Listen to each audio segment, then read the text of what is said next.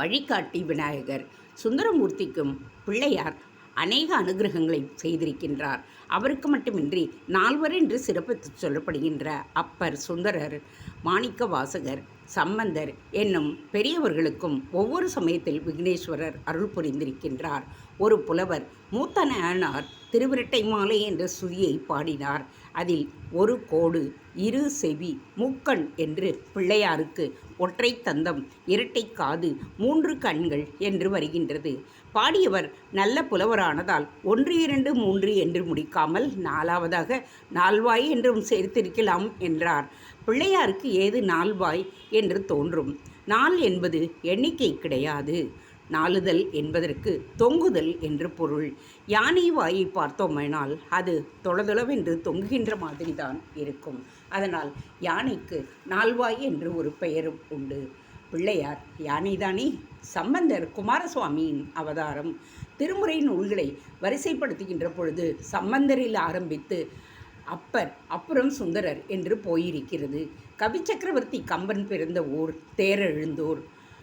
அதில் பாட்டுக்கு பாட்டு என்று அங்கு வைதிகத்தை வளர்த்து வந்த பிராமணர்களை ஞான சம்பந்தர் தம்முடைய பதிகம் நெடுக பாடியிருக்கின்றார்.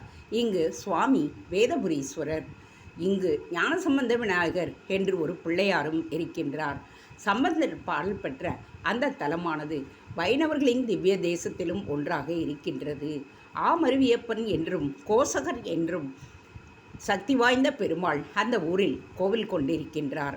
சம்பந்தமூர்த்தி சுவாமிகள் அந்த ஊருக்கு சென்றபோது ஈஸ்வரன் கோயில், பெருமாள் கோயில் இரண்டின் கோபுரங்களும் தெரியவே ஈஸ்வரனிடம் மட்டுமே பக்தி வைக்க அவருக்கு அதிகாரம் என்பதால் கண்ணுக்கு தெரிந்த இரண்டில் சிவாலயம் எது என்று தெரியாமல் சிறிது குழம்பினார். அப்பொழுது பிள்ளையார்தான் அவருக்கு கோவிலை அடையாளம் காட்டினார். அதனால் வழிகாட்டி விநாயகர் என்றும் விநாயகருக்கு பெயர். ரொம்பவும் சந்தோஷத்துடன் சிவாலயம் சென்று பதிகம் பாடிய சம்பந்த சுவாமியிடம் எனக்கு வழிகாட்டியது பிள்ளையார்தான் என்றும் என்றென்றைக்கும் லோகம் அதை நினைவு வைத்து கொண்டிருக்கும்படியாக அவருக்கு என் பெயரையே சூட்ட வேண்டும். அதோடு நீங்கள் ஆருத்ரா தரிசனம் அந்த சந்நிதியில்தான் மண்டகப்படி நடத்தி கொள்ள வேண்டும் என்றும் வரம் கேட்டு வாங்கி கொண்டார். அதனால் அந்த பிள்ளையாருக்கு ஆளுடை பிள்ளையார் என்று ஞானசம்பந்தரின் பெயரும், அந்த ஊர் சிவன் கோவில் நடராஜமூர்த்தி திருவாதிரையின் பொழுது இன்றைக்கும் அங்கேதான் ஆருத்ரா தரிசன வைபவம் நடத்துவதாகவும் தெரிகின்றது. தேங்க்ஸ் ஃபார் வாட்சிங்.